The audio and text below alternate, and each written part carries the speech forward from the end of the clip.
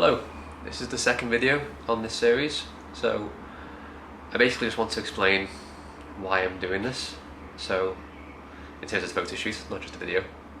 So the photo shoot is because I've been doing some bodybuilding work for a while and I'm looking at maybe competing next year, and the idea is to sort of use the photo shoot as a way of testing how to prep for the show, and also to sort of desensitize myself from being stared at and whatnot. As you can probably tell from the videos, I am fairly awkward, so you know, it's to sort of ease myself in as I go, hopefully. During this series, I'm not going to be talking too much exactly about my diet, because my calories, my macronutrients will be completely different to yours, so it's not really going to be a massive thing. So I might occasionally include what I've eaten that day. For example, today is a refeed day, so I've already had quite a big breakfast, which I really enjoyed. Especially compared to yesterday's breakfast, which was tiny. That was my own choice, so I could split the day up. Doesn't have to be that restrictive. And basically, one other thing I wanted to mention is just like, I'll try to include some more training footage and that kind of thing. If there's anything else you can think of that you'd like to know, let me know and I'll include them. Always typical YouTube stuff, so like and subscribe, that will really help the channel. And yeah, there'll be a bit more to this video, so not quite goodbye yet, but end of this little clip.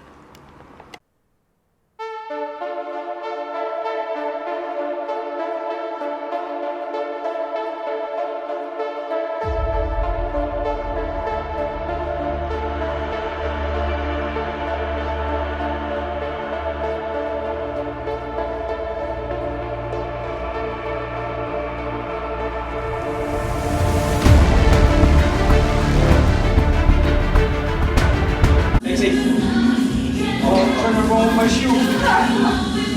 Right, you'll go back in the office.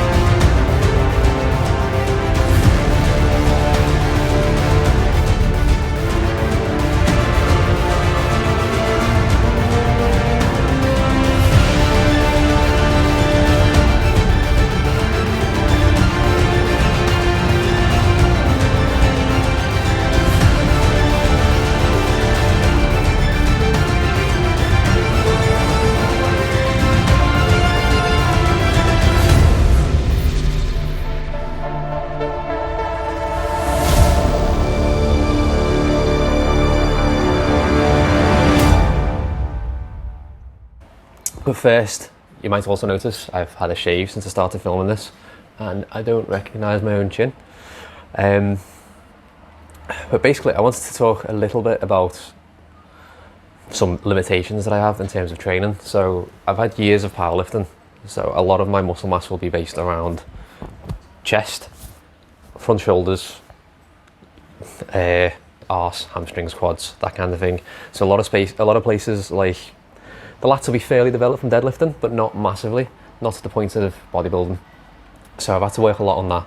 I've had to work a lot on shoulders in general, biceps as well. Calves are a fun point for pretty much everyone, even when you do train them. So that's been a thing. So I had to do a lot more volume in terms of arms. So with this current plan that I'm doing, it's push-pull legs, but on push days I have biceps, and on pull days I have triceps. So there's a lot of arm volume throughout the whole week. I'm just keeping my Mac open there, sorry. Also, as if any of you know me, you'll know that I have a wonky elbow right now. This one, that is as straight as it goes because I have too much bone here from an armbar injury where, as you can see, it's not straightened at all. Where it should have broken, but it didn't. And in response to that, what my elbow did was spit out some calcium, which then created more bone growth in that area. So where there should be a hole here so that the elbow can hinge into place, it doesn't. That's as straight as it goes, which I know you can't really see from there, but that is as straight as it goes. And there's a bit of pressure on my arm trying to get it that straight. So it doesn't really affect too much in terms of bodybuilding training.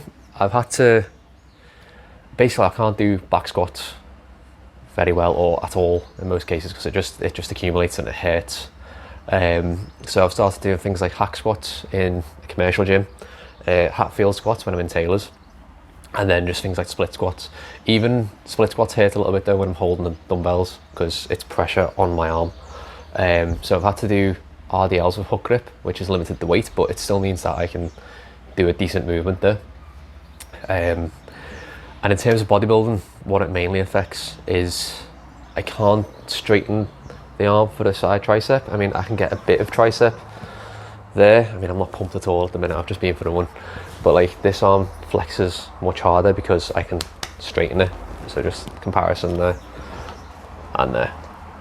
So yeah. But yeah, I'm just gonna finish out this video with actually I think 2 different posing videos. So enjoy that. As I said, the posing might look a bit shit for this first video, but that's the whole point, isn't it? Like, hopefully by the end of the whole 10 weeks, it might look a bit better. Yeah, so thank you for watching.